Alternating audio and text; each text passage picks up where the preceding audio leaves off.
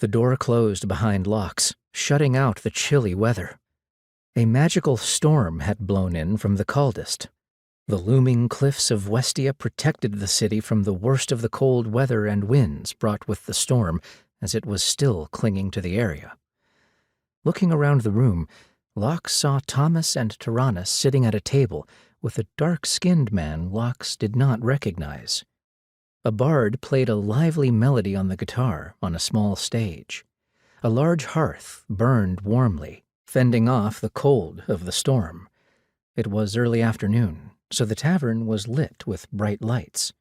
Locks liked this place. The Wildfire Tavern was very popular with the immortals. Unfortunately, Locks was in a rush. He had places to be.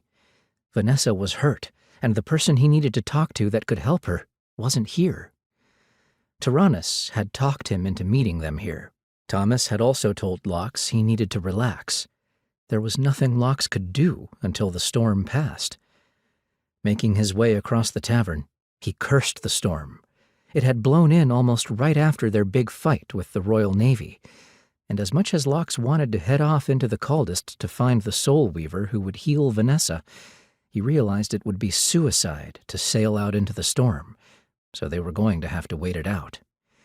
The magical storms that blew up from the coldest were no joke. Ships much bigger than his own had been dashed to pieces by stray bolts of magic. "Thanks for joining us," Tyrannus greeted Locks as he approached the table. "I know you have a lot on your mind right now." Locks didn't respond. He just pulled out a chair and took a seat. The somber look in his eyes told everything he could not say. "When will Cleopatra and Zirkseas be back?" Thomas pushed a mug of cider over to Locks. "They're going to be gone for at least a couple of weeks this time." Locks sighed and took a long drink of the cider. It tasted like an apple pie. "I think they said it's Friday evening for them right now, and they have plans for the weekend, so, with time compression, that will be a couple of weeks for us." "I guess that's just the price of having regular players on your crew." Tyrannus shrugged. "It is bound to happen. Anyway, Locks, I would like you to meet my friend, Edward Cunning. I know you're looking for a new captain for your ship, and Edward here just wants to sail. I figured you guys would be a good match. Technically, I'd be your executive officer." Edward stuck out his hand, and Locks shook. "You're still the captain. I just take care of running the ship for you. I always did wonder what an XO was."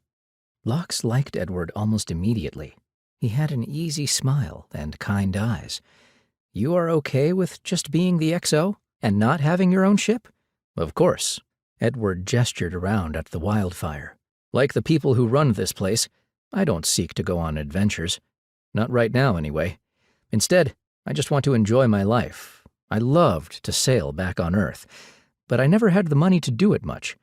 Working with you, I get to sail a beautiful ship without the worries of captaining it or the hard life that comes with sailing the ships of old.